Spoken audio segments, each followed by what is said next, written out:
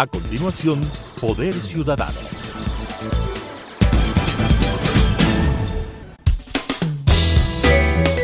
Clasificación B, bajo supervisión de un adulto.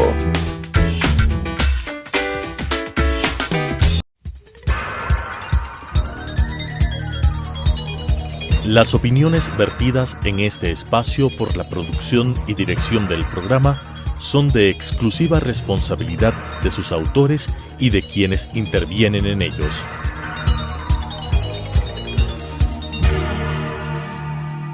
Telesucesos Canal 29 UHF presenta Poder Ciudadano, una ventana construida desde la visión plural ciudadana para la expresión de sus anhelos, demandas y aspiraciones, con la conducción del doctor Patricio Picón. Poder Ciudadano. El artículo 323 del Código Integral Penal establece la sanción de 5 a 7 años de cárcel a las personas que organicen, desarrollen y promocionen de forma pública o clandestina actividades de intermediación financiera sin autorización legal destinadas a captar ilegalmente dinero del público en forma habitual y masiva. Una compleja y creciente crisis social determina la presencia de notarios cabreras y don nazas con sistemas de piramidación de capitales que ofrecen pagar altos intereses en poco tiempo, que indudablemente atraen a todo tipo de personas sin distingo de su nivel social, económico y educativo, que advierten que el aparato bancario recibe dinero y paga intereses muy bajos que contrastan con los altos intereses que cobra a la hora de hacer préstamos a sus clientes. La Superintendencia de Bancos, ahora a cargo de la prestigiosa economista Rosa Matilde Guerrero, ha detectado nada menos que 133 captadoras ilegales de dinero hasta el 18 de abril del año en curso. Mi invitada de esta noche es máster en Economía de la UNAM, con medalla de mejor egresada.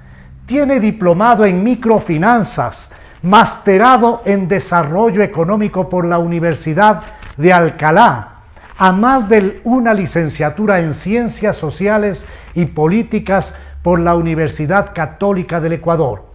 Ha sido alta funcionaria del Banco Interamericano de Desarrollo, institución internacional que le otorgó el premio a la mejor funcionaria en el año 2008. Doy la más cordial bienvenida a la doctora Rosa Matilde Guerrero, superintendente de bancos, a quien le consulto, ¿cómo encontró usted a la superintendencia de bancos? Buenas noches, bienvenida Rosa Matilde. Buenas noches, Patricio. Muchas gracias por esta invitación. Para mí es un honor estar con un caballero, con un jurisconsulto como usted, y es un placer poder comunicarme a los tiempos.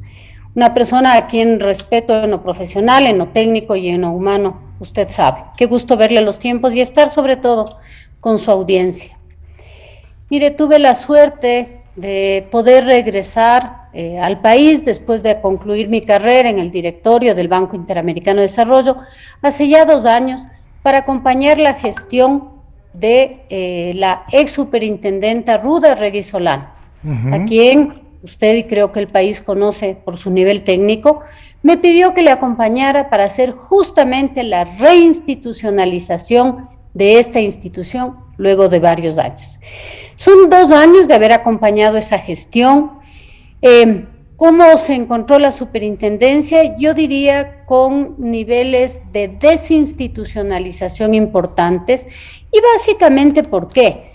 Porque se habían dejado, ¿no es cierto?, de cumplir sobre todo ciertas prácticas de lo que se llama la supervisión basada en riesgos. Y esa supervisión basada en riesgos es que teniendo alrededor de 400 instituciones que supervisar en este momento, hoy son como 600, y teniendo alrededor de 260 ese momento, hoy son 220 supervisores, no se pueden revisar todas las instituciones. Entonces hay que ver qué instituciones se supervisan, las que más altos riesgos tienen, sí, y qué se supervisa de esas instituciones, es decir, los riesgos más relevantes. Y para eso hay esta metodología que se llama metodología de supervisión basada en riesgos, y hay que capacitar a los supervisores, hay que renovar los conocimientos de supervisores antiguos, que también son muy buenos, y también integrar nuevos supervisores que traen, como en todo lado, conocimientos frescos, renovados de nuevas universidades, y mezclar los conocimientos de personas ya maduras, con mucha experiencia, con todos estos que vienen de afuera. Eso es lo que se ha buscado hacer estos años.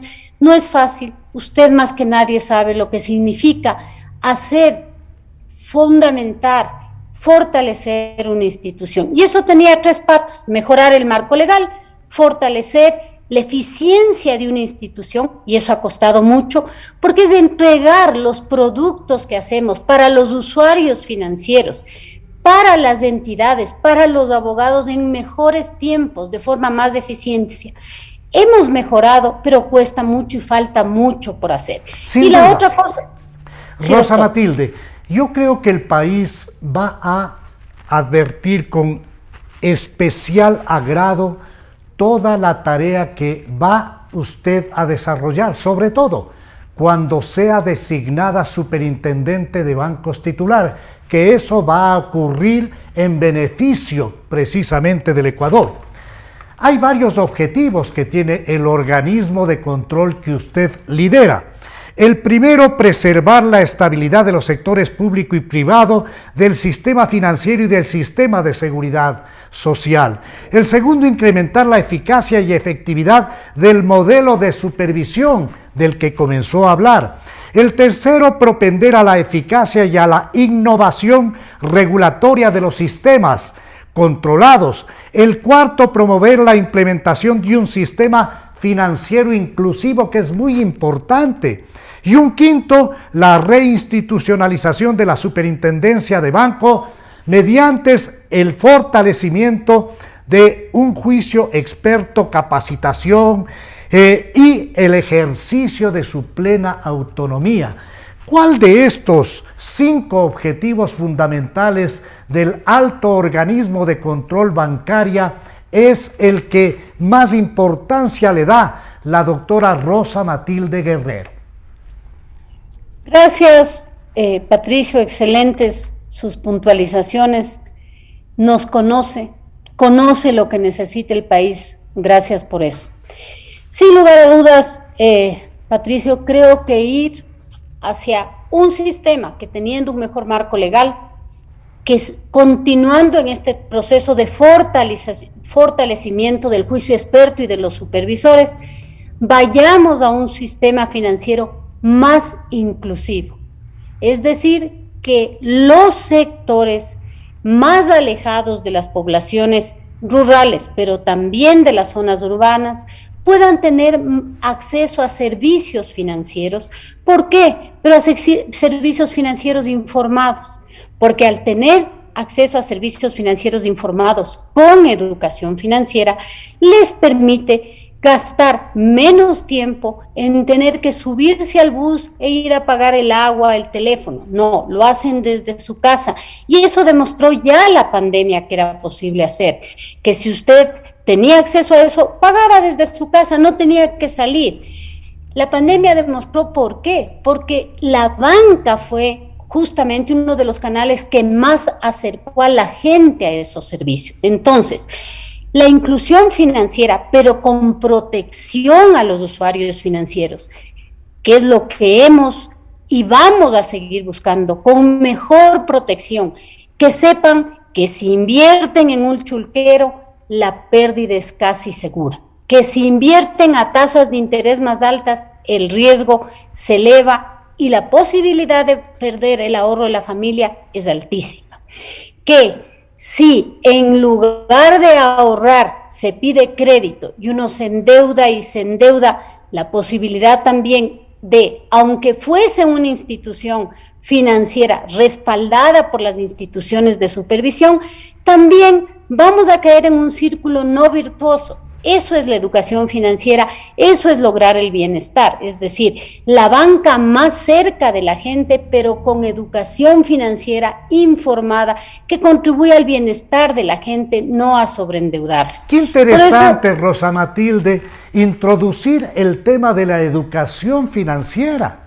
Eso hace parte de la formación suya y del interés social que le lleva a estar precisamente en ese alto sitial. Permítame, Rosa Matilde, topar un tema que ha sido materia de preocupación colectiva.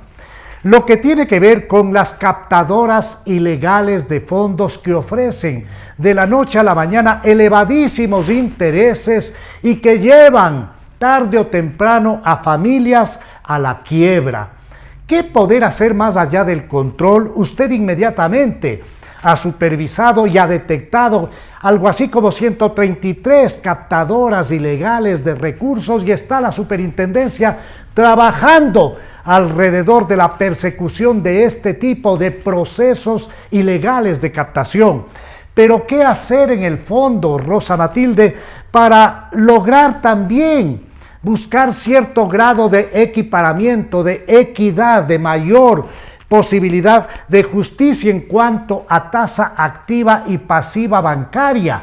Porque el contraste gigante entre ese tipo de ejercicio de chulco frente a la formalidad bancaria también es una trampa a la que lamentablemente se ha visto sometida una comunidad empobrecida, sin trabajo y sin una cultura financiera. Así es, mi estimado Patricio. Mire, creo que usted señala algunos temas. Insisto en el tema de educación financiera porque eso permitirá que la gente tome decisiones informadas. ¿Cuáles decisiones informadas? La gente, al saber que invierte en una institución bancaria, ejemplo, en un depósito, sabe que puede ir por su depósito y lo retira mañana, pero claro, cobra una tasa muy bajita. Si es un depósito a plazo, ¿no es cierto?, a 60, 90 días, a un año, la tasa de interés puede ser más alta, 4 hasta 5%, pero si es a 360 días, sí lo puede retirar, pero con un castigo. Es decir, ya no le van a pagar el 4%, el 3.5%, sino le castigan. ¿Por qué? Porque yo decidí invertir a 360 días, pero por eso me iban a pagar una tasa del 4%. Si yo retiro antes, pues el compromiso entre el administrador de ese banco y yo es que me castiga un porcentaje. Ese es el compromiso entre las partes, y usted lo sabe. Pero también, si es que hay educación financiera, puedo ir a invertir en otro lado. Digamos, cuando crezca el mercado de valor, y eso es positivo, podría ir a invertir en un título valor. Pero ¿cuál es la diferencia? Puedo tener un retorno mayor, pero esos certificados no tienen seguro de depósito. Si pasa algo ahí, estoy arriesgando todo. Cierto. Está muy bien porque está regulado, pero este depósito en un banco, si es hasta $36,000, y Dios no quiera, pasaría algo en un banco o en una cooperativa de ahorro y crédito, etcétera, que esté regulada, me devuelven esa plata. ¿Tiene seguro? Tiene un seguro de depósitos y me la devuelven. Eso también es parte de la educación financiera. Entonces la gente sabe que cierto es que recibe una tasa menor, pero si sucede algo, le devuelven hasta ese monto, ¿no es cierto? Cuando la gente, por ejemplo, en uno de los temas, ¿no es cierto?, aquí, una entidad que había en su momento estado regulada, ¿no es cierto?, pero les hacían invertir no en certificados de depósito, sino en títulos no regulados, debían justamente saber que esos no estaban protegidos por el seguro de depósito, pues porque estaban invirtiendo en el mercado no financiero regulado, sino a través de papeles no regulados, fideicomisos. Entonces, no tienen seguro de depósito. Por eso la relevancia de no solo hoy, sino 14 años, 20 años antes, que haya educación financiera, para que la gente tome decisiones informadas. Entonces, frente a su pregunta, sí educación financiera, mercados alternativos donde se pueda tener una mejor rentabilidad, usted va y toma sus decisiones de acuerdo a esa información donde, por ejemplo, en el mercado de capitales, uno pueda ver, ¿no es cierto?, títulos que son calificados como A, como B, como C, y bueno, por voluntad propia, si uno invierte en un título calificado como C, que es una letra menor a la A, está bien, pero uno lo hace por voluntad propia, sabe que si ese título pierde, bueno, pierde, pero por lo menos tiene la información. Conoce los riesgos, conoce los riesgos en definitiva. Exactamente, mi doctor Patricio. Decide por qué lo hace, ¿no es cierto? Y sabe con claridad. Y en este tema, si es que me permite, que creo que debería ser la tarea de un supervisor, que son las no autorizadas, nosotros lo que decimos, doctor Patricio, es lo siguiente. Sabemos y con claridad que nos corresponde hacer esta supervisión, y hacemos la supervisión de lo que decimos según el artículo 213 de la Constitución. El supervisor bancario es un ente técnico que tiene como función controlar, auditar, evaluar aquellas entidades a las que yo digo, para que el público tenga la bondad de entendernos mejor, a quienes damos el banderillazo de partir. Es decir, evaluamos y decimos, usted cumple patrimonio, capital, liquidez, salga. Pero luego de que les damos el banderillazo para que entre el mercado, les estamos evaluando que cumple el patrimonio técnico, que cumpla parámetros de liquidez, etcétera. Sin embargo, con el aumento de la tecnología y sobre todo después del 2020, es decir, de la pandemia, el avance de todo lo que se llama las fintech ha sido masivo y la propia banca ha tenido que hacer un salto importante en mejorar, en invertir en sistemas tecnológicos. Pero también no solo ellos, los supervisores, y eso es positivo, hemos tenido que invertir muchas horas, Patricio querido, en lo que se llaman las RegTech, es decir, regulación tecnológica, y la SubTech, supervisión tecnológica. Ya había esto, pero le digo que estos 2 últimos años ha habido que, en buena hora, seguir leyendo, Patricio, como hacen permanente ustedes los abogados. Pero Rosa Matilde, ¿usted está en condiciones de asegurarle al país que la superintendencia, bajo su mando, al momento tiene la tecnología suficiente para brindar un control concurrente, confiable y adecuado? Patricio, asegurar creo que es una palabra muy difícil, y qué bueno que me pregunta esto, sobre todo después de 14 años, ¿no es cierto?, antes de estos 2 últimos, que se dejó una brecha de 7 años, una brecha tecnológica de 7 años, que estos 2 últimos años hemos tenido que buscar cerrarla. Finalmente, hemos cerrado en mucho la brecha tecnológica, como yo digo primero, de hardware, es decir, de los fierros. Hemos tenido que levantar esa brecha, ¿sí? Y eso ha sido un gran paso. Y luego, en el software. Eso nos permitió tener entonces ya por fin una gran base de datos que nosotros como supervisores por fin nos sentimos contentos. Esa base de información nos permite ahora comenzar ya a tener lo que se llama información camino hacia la inteligencia artificial. Pero, ¿y por qué le digo esto? Porque creo que hay que ser muy claros y muy francos. Tuvo 14 años de brecha tecnológica el supervisor. Eso es lo que puedo decir.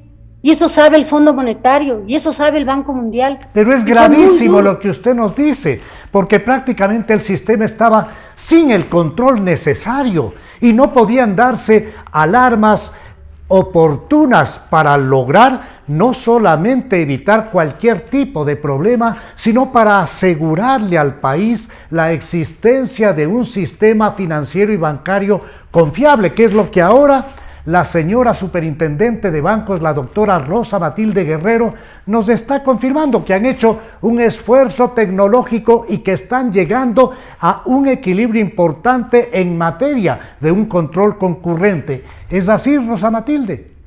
Creo que estamos caminando hacia allá, porque esto es un proceso, Patricio, y hemos hecho un gran esfuerzo, pero también tengo que decir lo siguiente, Patricio. Yo sí tengo que decir que de parte del sector privado, de manera general, también hay seriedad, y lo que sí puedo decir, que ingresó el sistema bancario a la pandemia, ¿sí? Y se le pidió el 2019 que capitalice y el 2020 que capitalice las utilidades. Tenemos y gráficos que lo hemos enseñado varias veces. Son los años, e incluso creo que va a ser, y digo creo porque todavía no tenemos los resultados, los años que la banca más ha capitalizado las utilidades. En el primer año fueron el 74%, en el 2020 el 84% de las utilidades las capitalizó, las reinvirtió en la banca, parámetros que no se habían visto. Y si uno compara con América Latina, tenemos ahí los cuadros, ¿no es cierto? Es de la banca que más capitalizó en la región. Y eso es positivo, porque muy positivo, Rosa Matilde. Esto nos asegura entonces que el sistema bancario ecuatoriano es un sistema solvente y sano. En razón de que el tiempo del programa es lamentablemente muy corto, apenas 30 minutos, no quisiera dejar escapar la inquietud que me permití formularle en torno a buscar cierto grado de nivelación entre tasas activas y pasivas de interés bancario. Sí, sí, Patricio, y perdóneme, lo que quería decir está el tema de educación para permitirle, ¿no es cierto?, tomar opciones entre varios mercados, el de capitales, el mercado bancario, ¿no es cierto?, para que usted pueda elegir mejor. Entonces es bueno el sistema de educación financiera. Hay otros temas que pueden cerrar esa brecha entre la tasa activa y pasiva, que es justamente la mejora en los sistemas de eficiencia de las instituciones financieras en general. Esto es bancas, cooperativa, etcétera, ¿no es cierto? Mejora de eficiencia. ¿Cómo mejora la eficiencia? Justamente con estas inversiones importantes que en el caso de la banca se han estado haciendo en tecnología. Cuando usted hace estas inversiones, ¿no es cierto?, puede en el mediano plazo tener más eficiencia, reduce costos y va cerrando justamente esta brecha entre la tasa activa y pasiva. Las inversiones que vengan del exterior. Entonces, a nosotros nos complace mucho el haber tenido en estos días la visita de varios bancos de afuera, de Colombia, de Perú, etcétera, porque es positivo, quiere decir que efectivamente estarían interesados en este mercado, ojalá, en dar más créditos, en dar, ¿no es cierto?, más capital contingente, etcétera. Eso es muy positivo, muy positivo. Todo crédito en línea de desarrollo de un país es muy positivo. Y toda la formación que tiene mi invitada, la doctora Rosa Matilde Guerrero, nos conduce a tener la certeza de que el sistema va a verse robustecido. Quiero preguntarle, Rosa Matilde, ¿qué es lo que ha hecho concretamente la Superintendencia de Bancos en sus manos como la principal ejecutiva para intentar evitar la proliferación de este tipo de propuesta de donazas o de notarios cabreras que finalmente contribuyen a una situación de enorme incertidumbre social? Gracias, Patricio. Concretamente lo que nos manda la ley, es decir, hemos procedido conforme lo que le decía la tecnología financiera y la supervisión financiera. Primero, alertas. Hemos publicado, ¿no es cierto?, las alertas que usted mencionó y concretamente este último tiempo, 73 alertas, pero además al publicar, al ser alertas, en las redes sociales hemos tenido alrededor de 1 millón de visualizaciones por parte de la gente. Es decir, estas alertas sí nos siguen.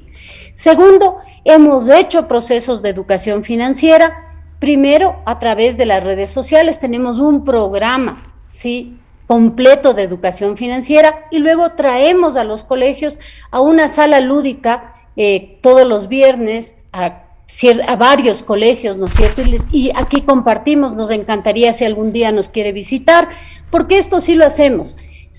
Tercero, estamos constantemente tratando de, a través de programas como el suyo, ¿no es cierto?, de hacer unos pequeños seminarios, talleres de educación financiera con jóvenes, porque a través de profesionales como usted es la única forma que podemos ir haciendo este tipo de cosas. Justo en la sala lúdica, Patricio, le hacemos la invitación. Gracias. Entonces, Rosa Matilde. Alertes, programas de educación financiera, y si me permite, porque esta es la otra parte, luego hacemos, ¿no es cierto?, la denuncia también, y al mismo tiempo, porque tiene que ser al mismo tiempo, y le digo que a veces antes, porque si no, usted me entenderá, en la Fiscalía y en la UAFE, y esto ha sido muy importante y hemos tenido todo el apoyo de la UAFE y todo el apoyo de la Fiscalía.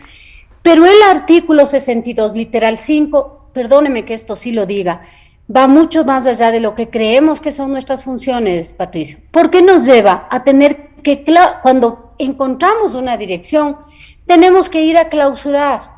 Nosotros que no somos policías, que no estamos en la calle y nos ha tocado pedir el auxilio, y lo hemos tenido, debo decir, nos tocó en el caso de Don Nasa ir 3 veces, porque así manda la ley, a clausurar en esa dirección. Y después de un tiempo, pues usted sabe que el señor juez dictaminó que no era culpable. Nos tocó ir 3 veces a la dirección a clausurar en la casa en la dirección de Don Nasa. Agradezco la gentileza de la doctora Rosa Matilde Guerrero, a quien el país le va a recordar como la superintendente de bancos de la educación financiera. La doctora Rosa Matilde Guerrero, estoy seguro, acercará a la entidad de control de la Superintendencia de Bancos a la ciudadanía para convertirla en una entidad amiga del ciudadano. Quiero, Rosa Matilde, que en pocos segundos usted nos deje con un mensaje positivo al país. Gracias, Patricio. Este es un país que está saliendo adelante porque los ecuatorianos somos personas que creemos en Dios, pero que además creemos en nosotros mismos para procurarnos días mejores de trabajo en conjunto por un país de igualdad, de crecimiento, de desarrollo social y de lucha contra lo negativo y sobre todo contra la corrupción. Vamos a vencer si trabajamos como lo que somos, seres dignos. Así será. Gracias a la doctora Guerrero. Con ustedes nos volvemos a encontrar en la señal de Telesucesos el próximo viernes a las 21 horas y el domingo a las 21:30. Una buena noche.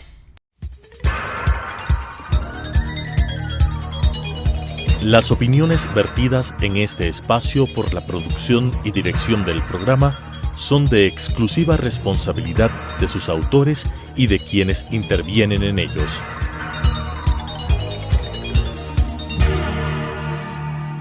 Telesucesos Canal 29 UHF presentó Poder Ciudadano, una ventana construida desde la visión plural ciudadana para la expresión de sus anhelos, demandas y aspiraciones, con la conducción del doctor Patricio Gijón.